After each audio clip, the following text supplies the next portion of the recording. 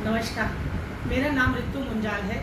मैं अधिवक्ता हूँ, द्वारका कोर्ट में प्रैक्टिस करती हूँ। साथ साथ एक संस्था भी चलाती हूँ जिसका नाम है caring and social welfare society.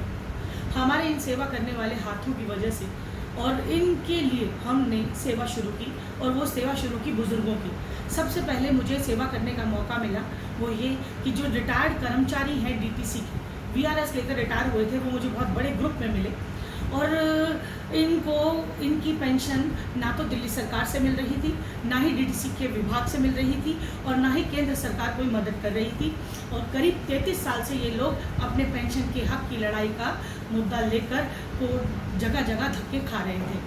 तो हमने शुरुआत में ही सबसे पहले निवेदन किया डीटीसी से, जो डीटीसी विभाग से, ताकि वो इनकी पेंशन बहाल कर दें, क्योंकि ये लोग कर्मचारी जो रिटायर हुए थे डीटीसी से पेंशन लेकर, वे सब वीआरएस के तहत रिटायर हुए थे। और वीआरएस देते समय डीटीसी ने सीसीएस पेंशन रूल में अपने आप ही बदलाव करते हुए एक ऑफिस ऑर्डर पास कर दिया था। वो ऑफिस ऑर्डर था ऑफिस ऑर्डर नंबर 16 27/11/2092 को, जिसमें ये कहा गया कि आपको एक सर्कुलर दिया जाएगा, जिसमें 30 दिन का समय दिया जाएगा कि आप इस 30 दिन के अंदर अगर पेंशन की डिमांड कर रहे हैं या पेंशन चाहते हैं तो आप फॉर्म भर दीजिए, और अगर पेंशन नहीं चाहते हैं तो आप ना कर सकते हैं। और 30 दिन का टाइम देने के बाद इसे आप ख़त्म कर दिया गया। परंतु 30 दिन के अंदर अंदर जिन लोगों ने पेंशन की मांग करी, पेंशन मांगी, उन्हें भी आज तक नहीं मिली, और जिनको मौका नहीं मिला उन्हें भी आज तक नहीं मिली।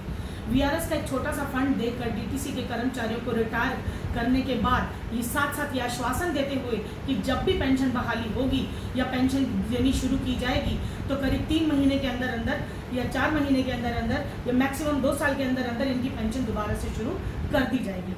परंतु डीटीसी के अंदर खामियों के चलते और भ्रष्ट राजनीति के चलते, भ्रष्ट अधिकारियों के चलते, के कामकाज के चलते इन कुछ लोगों को पेंशन दी गई, कुछ को नहीं दी गई। एक नॉन ऑप्टेड का फंडा बना दिया गया। ये कहा गया कि कुछ लोग ऑप्टेड हैं, कुछ लोग नॉन ऑप्टेड हैं।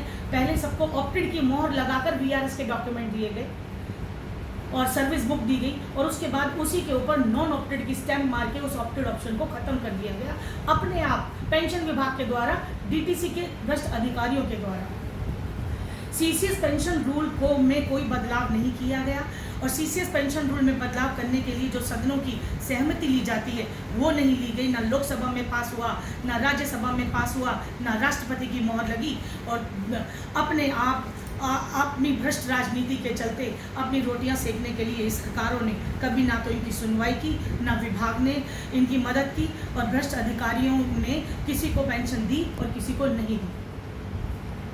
करीब 4000 कर्मचारी तड़पते रहे, बिलखते रहे, रोते रहे, किसी ने इनकी नहीं सुनी। इसके पश्चात जब ये लोग मेरे पास आए और मुझे मुकदमा बनाने का मौका मिला, तो मैंने सबसे पहले रिप्रेजेंटेशन डीटीसी विभाग को भेजी, उनके पेंशन विभाग को भेजी, ताकि वो इनको पेंशन दे दे। क्यों? क्योंकि डीटीसी विभाग ने अपने कागजों में बहुत सारे ऐसे कर्मचारी हैं जिनको जिंदा को मुर्दा किया हुआ था। मुझे 17 लोगों की लिस्ट आई जिसमें ये कहा गया कि हमारे पास 17 लोग हैं जो ऑप्टेड हैं और पेंशन लेने की मांग कर रहे हैं, और हम उनको पेंशन देंगे, बाकियों को नहीं। मेरे पास करीब 300 के करीब लोग थे उस टाइम जो कर्मचारी रिटायर हुए थे। धीरे धीरे जब मुझे ऐसा लगने लगा कि डीटीसी विभाग नहीं सुनेगा, पेंशन विभाग नहीं सुनेगा, और इनकी खामियों को जब कुरेदा और इनके खिलाफ जब दस्तावेज जमा करने शुरू किए, तो मैंने पाया कि डीटीसी विभाग ने ऐसे ऐसे काम किए हुए हैं, ऐसे ऐसे कारनामे करके दिखाए हुए हैं जिनका कोई जवाब ही नहीं है। पेंशन ना देने के लिए इन्होंने नए हथकंडे अपनाए हैं। एक टाइम आया था बीच में जब एलआईसी के साथ समझौता किया गया था, और एलआईसी को कहा गया था कि डीटीसी से रिटायर्ड कर्मचारियों की पेंशन की मांग को पूरा किया जाएगा, और इनकी पेंशन जो है वो एलआईसी देगी, और एलआईसी को प्रीमियम जो है वो दिल्ली सरकार देगी। परंतु दिल्ली सरकार ने उस प्रीमियम को जमा नहीं कराया, और एलआईसी ने भी इनसे मुंह फेर लिया। उसके बाद शीला दीक्षित की सरकार आई, कांग्रेस सरकार ने कदम रखा। कांग्रेस सरकार 15 साल रही, शीला दीक्षित इनको गुमराह करती रही। ये कर्मचारी 4000 से घटने शुरू हो गए। लड़ाई लंबी होती चली गई। एक कांग्रेस सरकार के बाद जब आज केजरीवाल सरकार है, उन्होंने भी यही कहा कि हम पेंशन देंगे, बिल्कुल देंगे, लेकिन कहीं कोई नामो निशान नहीं है। चारों तरफ से दर दर की ठोकरें खाते हुए ये बुजुर्ग हो चुके, रिटायर्ड हो चुके, आंखों में आंसू लेकर कर्मचारी तड़पते रहे, बिलखते रहे। इसी में जब मेरे पास ये मुकदमा आया तो मैंने सबको रिप्रेजेंटेशन भेजने की कोशिश की। उसमें मैंने केजरीवाल सरकार को भी लिखा, ट्रांसपोर्ट मिनिस्टर को भी लिखा, परिवहन मंत्री को, और साथ में मैंने प्रधानमंत्री जी को भी लिखा, ताकि केंद्र सरकार कम से कम फंड्स का अरेंज करके इनके लिए पेंशन बहाली को करे और इनकी पेंशन शुरू की जाए, चाहे कहीं से भी शुरू की जाए। परंतु कहीं भी सुनवाई ना होते हुए मैंने गृह मंत्रालय में भी मैं पहुंच गई इन बुजुर्ग रिटायर्ड कर्मचारियों को लेकर, पर कहीं कोई सुनवाई ना होने के बाद हमने मानव अधिकार आयोग में दरखास्त लगाई और पूरे दस्तावेज तब तक मेरे पास तैयार हो चुके थे, इतने सारे सबूत इकट्ठे हो चुके थे, फाइलें मजबूत हो चुकी थी कि डीटीसी विभाग के कर्मचारी और डीटीसी विभाग में फैली भ्रष्ट राजनीति के पर्देफाश करने के लिए मेरे पास पुख्ता सबूत थे। और उन सबूतों को लेकर, जैसे ये office order 16, CCS pension rule में बदलाव करने की जरूरत ना समझते हुए खुद ही सर्कुलर पास कर दिया गया डीटीसी के द्वारा। उसके बाद मेरे पास बहुत सारी जजमेंट आई, जैसे उषा मेहरा की जजमेंट, जिसमें कहा गया कि ये डीटीसी के रिटायर्ड कर्मचारी पेंशन के हकदार हैं, ये 2005 में है और इनको पेंशन दे देनी चाहिए। अगर फंड लिया है, अगर उन्होंने फंड लिया है, वीआरएस लेकर रिटायर हुए हैं, तो उस फंड को ये वापस कर देंगे।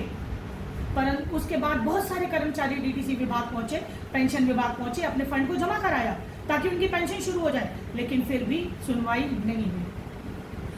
इसी दौरान कार्रवाई पे काम करते हुए, इन्वेस्टिगेशन करते हुए मुझे कुछ और दस्तावेज मिले और वो दस्तावेज थे सेक्रेटरी को लिखा हुआ पत्र, फर्नांडिस से की हुई मुलाकातें और साथ में एक सियाल कमेटी की रिपोर्ट।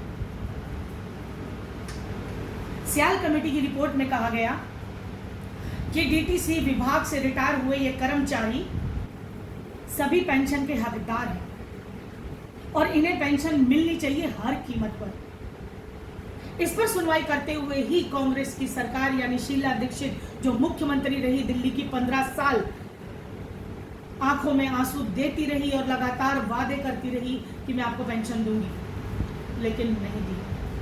इसके बाद जब केजरीवाल सरकार आई तो हमने वहां भी लिखा, वहां पे भी सुनवाई नहीं हुई। जब हम मानव अधिकार आयोग में पहुंचे तो मानव अधिकार आयोग ने समन करते हुए हमारी पिटीशन के ऊपर ट्रांसपोर्ट मिनिस्टर को समन किए और डीटीसी विभाग और पेंशन विभाग को समन किए। जब इन्हें बुलाया, इनको जवाब दाखिल करना पड़ा। जवाब दाखिल करने के बाद उस पर निर्णय दिया गया। निर्णय ये दिया गया कि इन पे संज्ञान लेते हुए ये कहा गया कि इन कर्मचारियों की हालत आज की डेट में इतनी खराब हो चुकी है कि आप इनकी तरफ देखें और इनके लिए कोई ना कोई रास्ता निकालें, कुछ ना कुछ इनकी मदद करें और जो बेस्ट पॉसिबिलिटीज हों एज पर लॉ आप इनको इनकी पेंशन कुछ अमाउंट जो भी आप शुरू कर सकते हैं वो कीजिए। और ये हिदायत दिल्ली सरकार को भी दी गई, केंद्र सरकार को भी दी गई। साथ में क्योंकि हाई कोर्ट और सुप्रीम कोर्ट की जुरिडिक्शंस में, उनकी जुडिशियल प्रोसीडिंग्स में मानव अधिकार आयोग, ह्यूमन राइट कमीशन इंटरफेयर कर सकता है, इसलिए उन पर इंटरफेयर करते हुए भी हिदायत दी गई अदालतों को भी कि इनके लिए सुनवाई की जाए, इनको पेंशन दी जाए। ये लोग परेशान हैं, तड़प रहे हैं, रोटी रोटी के मोहताज हैं।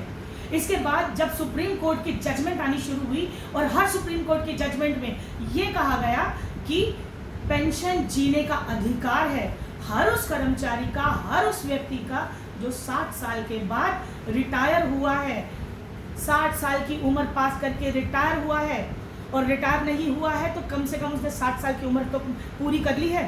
इसीलिए वृद्धावस्था पेंशन पे जोड़ दिया गया और हर उस वृद्ध को जो 60 साल पूरे कर चुका है पेंशन लेने का अधिकार है, जीने का अधिकार है और पेंशन एक मौलिक अधिकार भी है।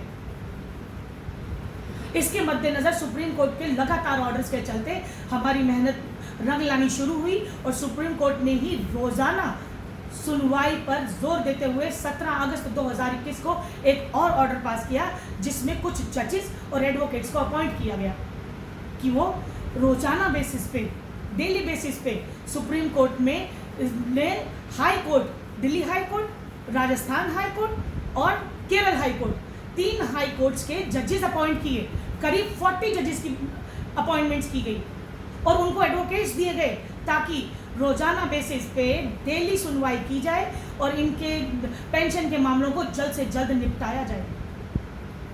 इस पर सुनवाई करते हुए सभी हाई कोर्ट्स जिनको हिदायत दी गई है उन्होंने दस्तावेज़ मांगे, और आज की डेट में मेरे पास जो सारे दस्तावेज़ मौजूद हैं, हर उस कर्मचारी के जिंदा होने का सबूत जो मैं कोर्ट में दाखिल किया है मैंने 7 सितंबर को, और अभी 22 तारीख की लगी है डेट, जिसमें ये कहा गया है कि ये इनकम्प्लीट डॉक्यूमेंट्स हैं, जिनमें काफ़ी कर्मचारी हैं जिनकी अभी तक फ़ोटोज़ नहीं आई हैं, उनके ज़िंदा रहने का सबूत शपथ पत्र मांग रही है मुझसे हाई कोर्ट, तो मुझे वो जल्द से जल्द 22 तारीख से पहले जमा करवाने हैं। और उम्मीद करती हूँ कि इस पेंशन की जो लड़ाई मैं लड़ रही हूँ उसमें कामयाब हूँ, और इन बुज़ुर्गों को जीते जी रोटी मिले, इनकी आँख के आंसू पोंछे जाएं, ये गुरुद्वारों और मंदिरों के में खाना खाने के मोहताज ना रहें, इनको सरकारें संभालें जिनकी ये जिम्मेदारी है। इतने बड़े महकमे को, इतने बड़े डीटीसी महकमे को चलाने वाले, ये मैकेनिज़्म चलाने वाले कर्मचारी आज दर दर की ठोकरें खाने के लिए मजबूर हैं, और सहारा कोई नहीं बन रहा है। लेकिन मैं शुक्रगुजार हूँ सुप्रीम कोर्ट और हाई कोर्ट्स का, जिन्होंने शानदार अपने जजमेंट्स में बहुत जल्दी सुनवाई करते हुए इनको निपटाने का फैसला किया है, और बहुत बहुत जल्द हम लोग पेंशन के इस मांग को पूरा करवाएंगे।